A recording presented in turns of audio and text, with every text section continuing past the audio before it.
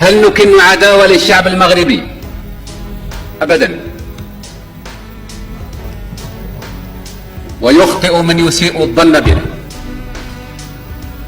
قيل أن الشعب المغربي ساعدنا البارح وإحنا قلال الخير.